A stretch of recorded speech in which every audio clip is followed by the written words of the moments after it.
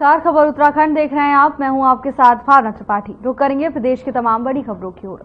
हरिद्वार में double murder और suicide से हड़कंप मचा हुआ है।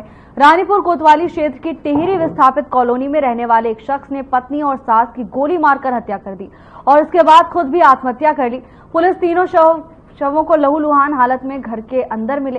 किराएदारों की ओर से पुलिस को इसकी सूचना दी गई थी। डेड बॉडी के पास से रिवॉल्वर और बेसबॉल का बैट भी बरामद किया गया है। बताया जा रहा है कि राजीव अरोड़ा नाम के शख्स ने पहले पत्नी और सास पर बैट से हमला किया, उसके बाद रिवॉल्वर से गोली मारकर आत्महत्या कर दी। पुलिस ने शवों को पोस्टमार्टम के लिए भेजा है।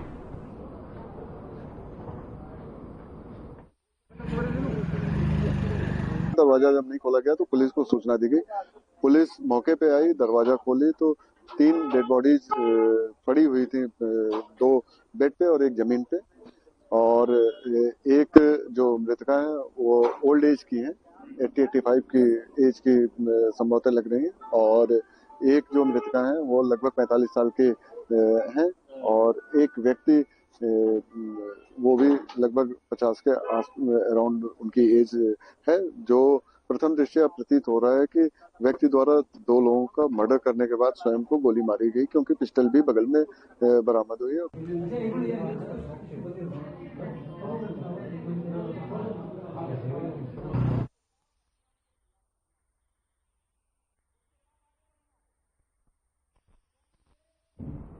नशे के खिलाफ अभियान के तहत दिनेशपुर पुलिस को बड़ी सफलता मिली है। लगभग 18 ग्राम मादक पदार्थ के साथ पुलिस ने एक युवक को गिरफ्तार किया है। आरोपी युवक को विभिन्न धाराओं में जेल भी भेज दिया गया। इस दौरान अपर पुलिस अधीक्षक रुद्रपुर निहारिका तोमर का बयान सामने आया। उन्होंने कहा कि वरिष्ठ पुलिस अधीक्षक उधम सिंह नगर के द्वारा नशे का कारोबार करने वालों के विरुद्ध कार्रवाई करने के निर्देश दिए गए थे। थाना अध्यक्ष नंदन सिंह रावत के नेतृत्व में थाना दिनेशपुर पुलिस टीम द्वारा चेकिंग अभियान चलाया गया। चेकिंग के दौरान आनंदखेड़ा से मोहनपुर को जाने वाले रास्ते पर पॉपुलर की नर्सरी के पास एक युवक को रोककर उसकी तलाशी ली गई, जिसके पास से लगभग 18 ग्राम मादक स्मैक बरामद हुई है।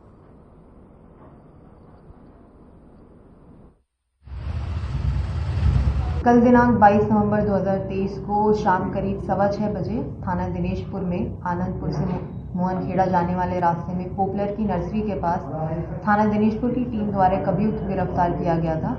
ये अभियुक्त के पास से करीब 17.5 ग्राम स्मैक बरामद हुई। अभियुक्त परमजीत सिंह ग्राम बक्सौरा थाना दिनेशपुर का रहने वाला है और पूर्व में भी अनेक चोरी और एनडीपीएस के मामलों में थाना बाजपुर, थाना गदरपुर, कोतवाली रुद्रपुर एवं थाना दिनेशपुर से। प्रदेश के नवनियुक्त शिक्षकों में से अमूमन शिक्षकों को पहाड़ी क्षेत्रों में जाने की दिलचस्पी देखने को नहीं मिल रही, जिसकी वजह से वो काउंसलिंग के बाद कार्यभार ग्रहण नहीं कर रहे।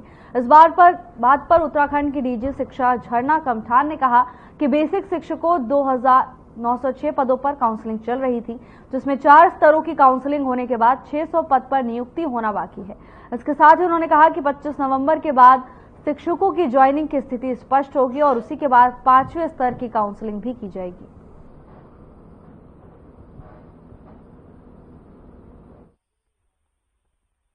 देखिए, इसमें लगभग 2906 के करीब पद थे बेसिक टीचर्स के, जिसपे नियुक्ति की प्रक्रिया चल रही थी। तो इसमें 4 स्तर की काउंसलिंग हो गई है और लगभग 600 के करीब पद अभी हमारे बचे हैं। तो उसमें जो लास्ट लेवल की काउंसलिंग हुई थी उसमें टीचर्स को टाइम दिया गया है ज्वाइन करने का। तो 25 नवंबर के बाद इसमें स्थिति थोड़ा स्पष्ट होगी कि कितने टीचर्स ने कार्यभार ग्रहण कर लिया है, और उसके बाद जो पदों की स्थिति स्पष्ट हो जाएगी कि कितने पद हमारे खाली भरते हैं, फिर हम स्टेट लेवल पे जो है 5th लेवल की काउंसलिंग करेंगे।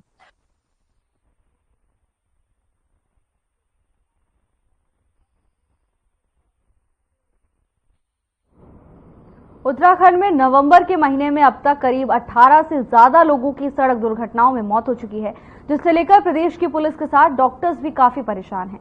पद्मश्री डॉक्टर BK संजय ने बताया कि सड़क दुर्घटनाओं ने महामारी का रूप लिया है। उन्होंने बताया कि वो 25 साल से सड़क दुर्घटनाओं को लेकर जागरूकता अभियान चला रहे हैं। उन्होंने सड़क दुर्घटनाओं में 90% गलती ड्राइवर की लापरवाही बताई। इसके अलावा डॉक्टर संजय बताते हैं कि ओवर स्पीडिंग, ओवरलोडिंग, ओवरटेकिंग जैसे भी कई कारण हैं। वहीं डॉक्टर संजय ने सुझाव दिया कि सरकार को लोगों को ट्रैफिक रूल्स का पालन सिखाने के साथ इसे सुनिश्चित करना चाहिए। साथ ही उन्होंने ये भी कहा कि जो लोग नियमों का उल्लंघन करते हैं उन्हें कड़ी सजा दी जानी चाहिए।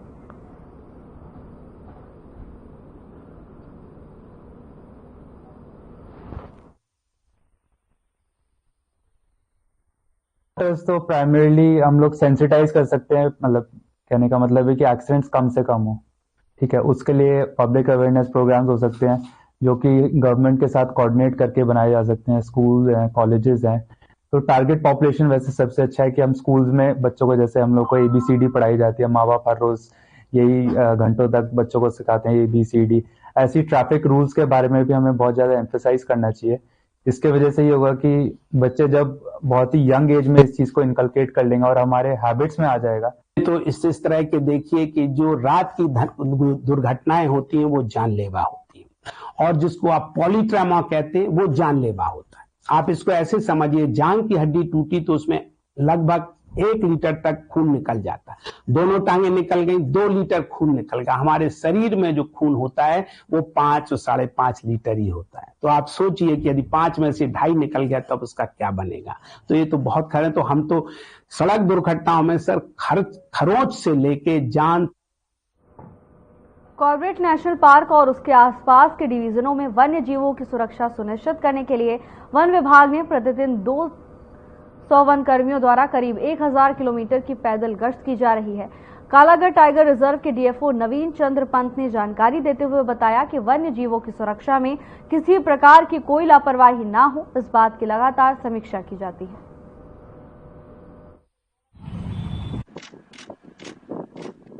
वन्य जीवों की सुरक्षा के लिए हमारे पास 200 से अधिक दैनिक कर्मी हैं जो प्रतिदिन कम से कम 1000 किलोमीटर की पैदल गश्त करते हैं पूरे कॉर्बेट टाइगर रिजर्व में। कालागढ़ और ये कॉर्बेट टाइगर रिजर्व दोनों मिला करके यहाँ पर प्रतिदिन गश्त चलती है, और उस गश्त का पूरा खाका तैयार किया जाता है और उसका हम विश्लेषण करते हैं कि कौन से एरिया हमारे गश्त से छूट गए हैं और क्यों छूट गए हैं। इसको हम देखते हैं और उस पर विचार करके एक छोटे से ब्रेक के लिए रुकेंगे, जल्द हाजिर होंगे ब्रेक के बाद।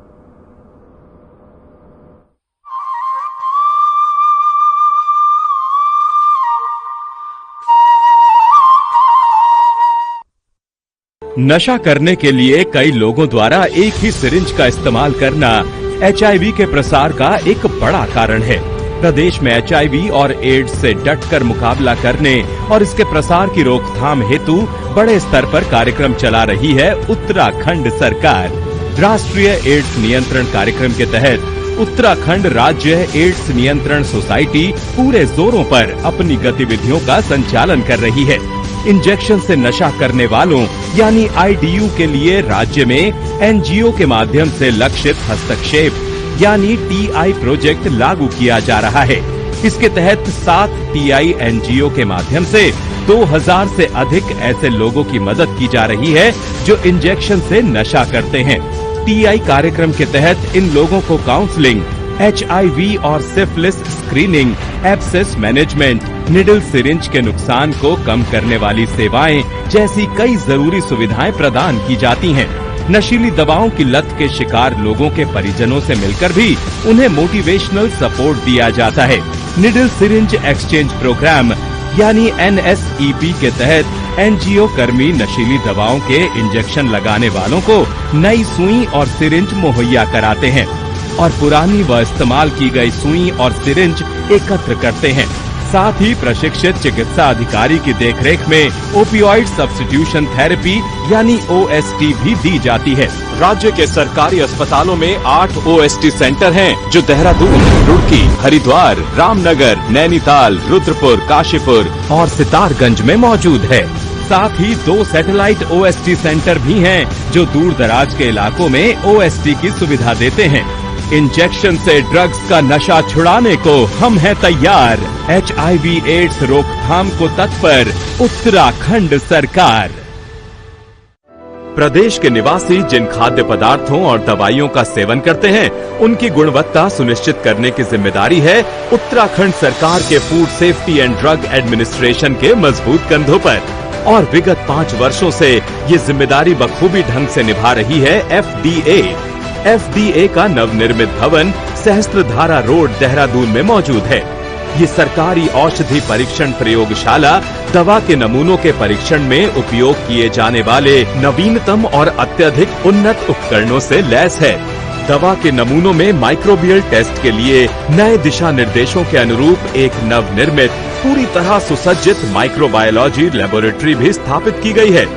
इतना ही नहीं, खाद्य नमूनों में अवशिष्ट एंटीबायोटिक दवाओं, कीटनाशक और भारी धातुओं का पता लगाने के लिए GCMS, ICP-MS, LC-MS जैसे उच्च स्तरीय उपकरण भी state food and drug testing laboratory में लगाए गए हैं।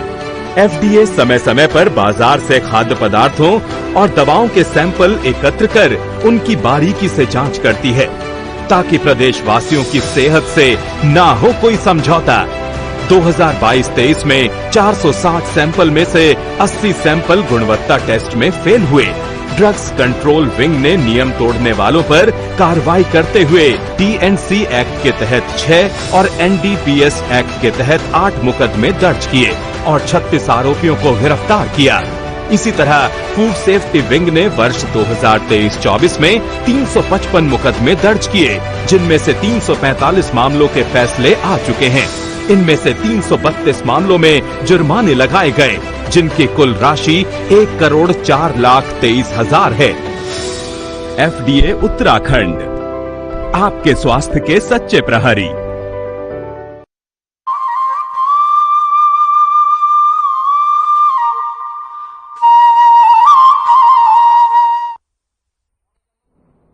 ब्रेक के बाद आपका स्वागत है। खबरों में आगे बढ़ेंगे।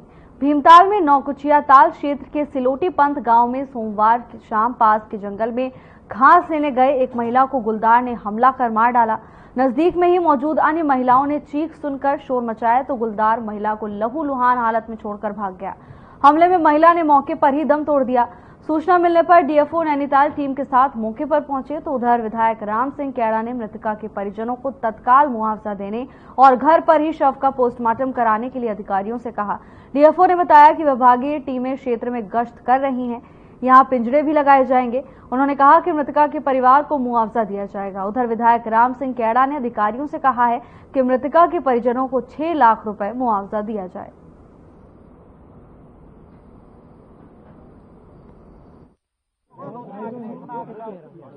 पंथ की रहने वाली लीला देवी जी रोज की तरह जंगल घास काटने गई थी और वहां पर एक जंगली जानवर, बाघ हो या जो भी जानवर है, उसने हमला किया। तो लगातार आनंद फानंद में हम लोग यहाँ पर पहुंचे। फॉरेस्ट विभाग के अधिकारियों को हमने बुलाने का काम किया, सभी पुलिस के अधिकारियों को भी बुलाने का काम किया। तो अभी बॉडी मिल चुकी है और मैं गीता देवी जी की आत्मा की, लीला देवी जी की आत्मा की शांति की कामना करता हूँ। और यहाँ पर मैं अपने वन विभाग के कर्मचारी अधिकारियों को भी और अपने गांव के लोगों को धन्यवाद देना चाहता हूँ कि किसने इसको टाइगर को देखा हुआ है, क्योंकि सबसे पहले जो हमारे लिए है सही जानवरों को आइडेंटिफाई करना बड़ा इम्पोर्टेंट है। तो उसके लिए अभी हमारी जो रेस्क्यू टीम, जिसने पिछली बार जब आपकी घटनाएं हुई थी, 3 लगातार इंसिडेंट हुए थे, तो उसी टीम को हमने दोबारा बुला लिया अभी। और अभी बॉडी के पास भी हम लोग जाएंगे। बॉडी के जो घाव जो होते हैं, वो तो घटनास्थल होगा, यहाँ पे भी बॉडी तो कपड़ों से जो हमें एविडेंस कलेक्ट होंगे, सबसे पहले होते हैं बाल का कलेक्शन करना है। और देश के गृह मंत्री अमित शाह 28 नवंबर को मसूरी आ रहे हैं, जहां वो लाल बहादुर शास्त्री प्रशासनिक अकादमी में होने वाले IAS प्रशिक्षुओं के साथ संवाद करेंगे। गृह मंत्री का 2 दिन का प्रवास उत्तराखंड में रहेगा। गृह मंत्री अमित शाह के दौरे को लेकर सरकार के साथ साथ पार्टी संगठन में भी हलचल तेज हो गई है। गृह मंत्री शाह पार्टी के नेताओं के साथ भी बैठक कर राजनीतिक हालात पर चर्चा करेंगे। राज्य में UCC को लागू करने के संबंध में शाह के द्वारा शासन की महत्वपूर्ण बैठक भी ली जा सकती है।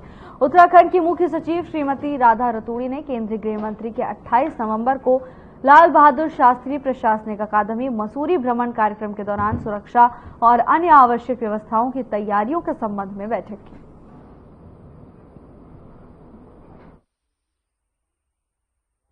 देश भर में 75वां भारतीय संविधान दिवस धूमधाम से मनाया गया। इसी के साथ राजधानी देहरादून के बीजेपी प्रदेश मुख्यालय में भी संविधान दिवस बड़े ही धूमधाम से मनाया गया। इस मौके पर प्रदेश के कैबिनेट मंत्री गणेश जोशी ने संविधान के निर्माता बाबा साहेब डॉक्टर भीमराव अंबेडकर को नमन किया। इसी के साथ उन्होंने प्रधानमंत्री नरेंद्र मोदी की भी जमकर सराहना की। उन्होंने कहा कि संविधान दिवस की शुरुआत पीएम मोदी ने 2015 में की थी। इसी कारण देश भर में ये दिवस मनाया जा रहा है।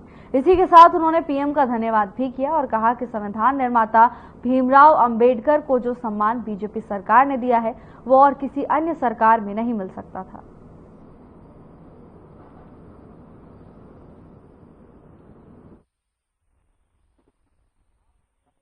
देखिए, सबसे पहले तो मैं देश के प्रधानमंत्री नरेंद्र मोदी जी का आभार व्यक्त करता हूं, अभिनंदन करता हूं कि आज जो संविधान दिवस हम मना रहे हैं, इसकी शुरुआत 26 नवंबर 2015 से की तो देश के प्रधानमंत्री नरेंद्र मोदी जी ने की और 1949 में पहली बार इस संविधान को अपनाया। आज देश इस संविधान से चलता है और भारतीय जनता पार्टी हमेशा संविधान के दायरे में रहकर काम करती है, संविधान का रक्षक बनकर काम करती है।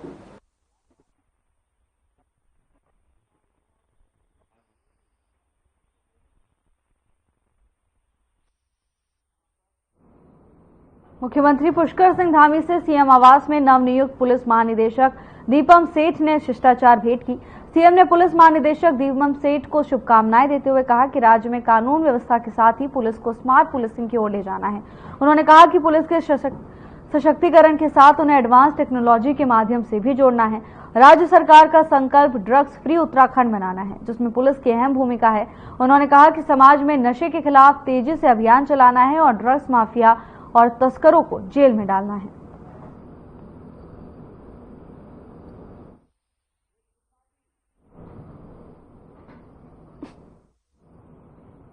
वक्त हो चला एक ब्रेक का, जल्द हाजिर होंगे ब्रेक के बाद।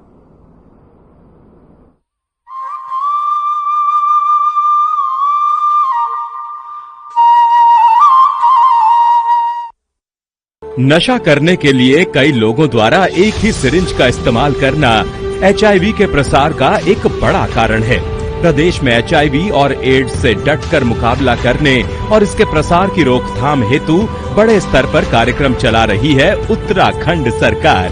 राष्ट्रीय एड्स नियंत्रण कार्यक्रम के तहत उत्तराखंड राज्य एड्स नियंत्रण सोसाइटी पूरे जोरों पर अपनी गतिविधियों का संचालन कर रही है।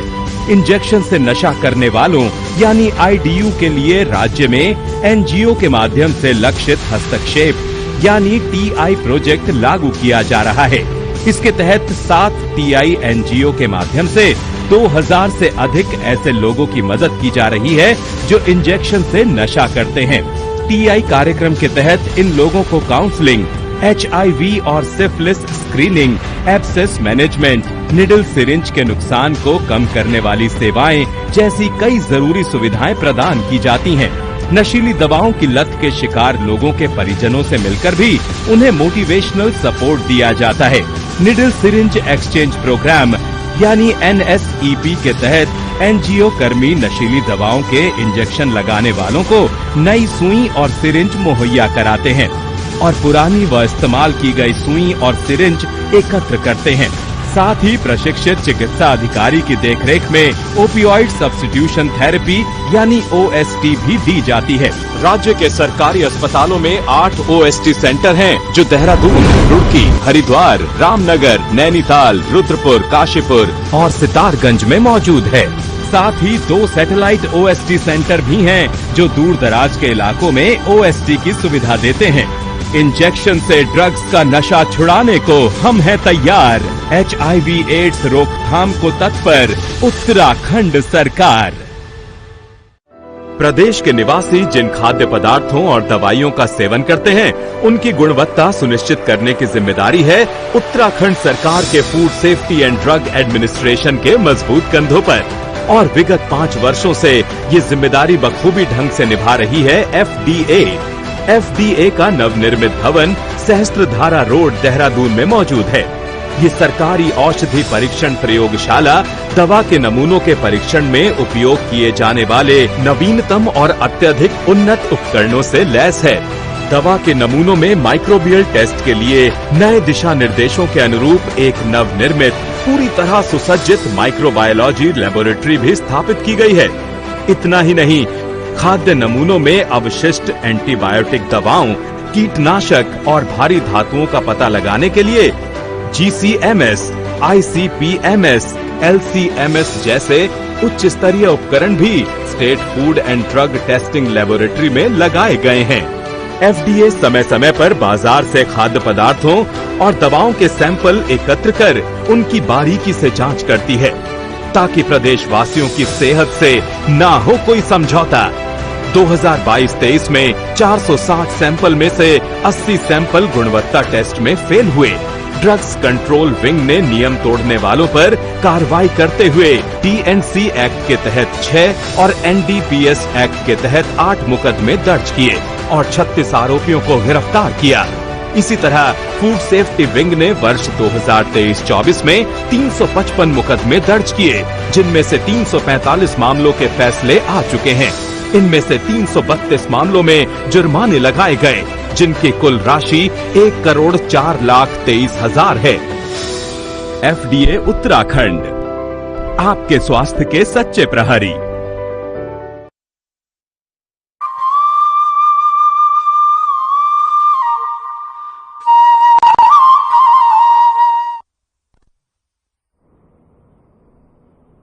ब्रेक के बाद आपका स्वागत है। खबरों में आगे बढ़ेंगे। उत्तराखंड राज्य निर्वाचन आयोग इन दिनों नगर निकाय चुनाव की तैयारियों में जुटा हुआ है। उम्मीद की जा रही है कि इसी साल 25 दिसंबर से पहले राज्य निर्वाचन आयोग प्रदेश में निकाय चुनाव करा देगा। राज्य निर्वाचन आयोग ने नगर निकाय चुनाव के लिए प्रत्याशियों के खर्च की सीमा तय कर दी है। इस संबंध में राज्य निर्वाचन आयुक्त सुशील कुमार ने आदेश भी जारी किया। जारी आदेश में राज्य निर्वाचन आयोग ने अधिकतम चुनाव व्यय और लेखा प्रस्तुति आदेश 2024 लागू कर दिया है। प्रत्याशियों के लिए तय किए गए चुनाव खर्च सीमा के अनुसार नगर प्रमुख नगर निगम में 40 वार्डों तक के लिए 20 लाख रुपए, 41 से 60 वार्डों तक के लिए 25 लाख रुपए, 61 या फिर उससे अधिक वार्डों के लिए 30 लाख रुपए की चुनाव खर्च सीमा तय की गई है। इसी क्रम में उपनगर प्रमुख नगर निगम के लिए 2 लाख रुपए और सभासद नगर निगम के लिए 3 लाख रुपए तय किए गए हैं।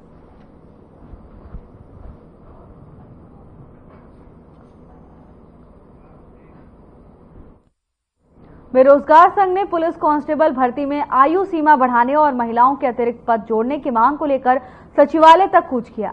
पुलिस भर्ती परीक्षा में अपनी मांगों को लेकर युवा लंबे समय से प्रदर्शन कर रहे हैं। इससे पहले बेरोजगार संघ सीएम आवास तक कूच कर चुका। इस मामले पर अब बीजेपी प्रदेश मीडिया प्रभारी मनवीर चौहान ने युवाओं को आश्वासन दिया है।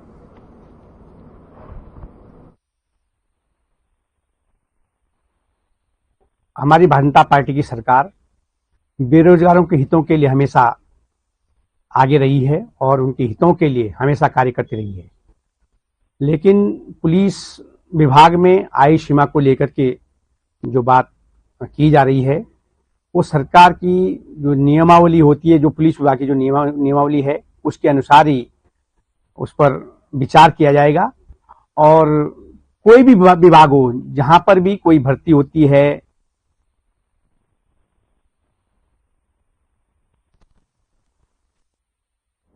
जसपुर के महुआ डाबरा में 2 किसानों को ऑन रोड गन्ने की लदे ट्रक द्वारा करीब 44 साल पहले कुचल दिया गया था। आपको बता दें कि किसान गन्ना मूल्य वृद्धि की मांग को लेकर आंदोलन कर रहे थे, जिसमें जसपुर निवासी कामरेड करण सिंह, पूर्व अध्यक्ष नगर पालिका जसपुर और किसानों के रहनुमा कहे जाने वाले सरपंच हरस्वरूप सिंह चौहान आंदोलन में शहीद हुए, जिनके महुआ डाबरा में समाधि स्थल बनाया गया है। जहां किसानों की 44वीं बरसी पर जसपुर भारतीय किसान यूनियन के पदाधिकारी ने भारतीय किसान यूनियन के वरिष्ठ प्रदेश उपाध्यक्ष प्रेम सिंह सहोता के नेतृत्व में शहीद किसानों की शहीदी स्थल पर पहले मासिक पंचायत की बैठक में दोनों शहीद किसानों की प्रतिमाओं पर माल्यार्पण कर उनको शत शत नमन कर सच्ची श्रद्धांजलि अर्पित की।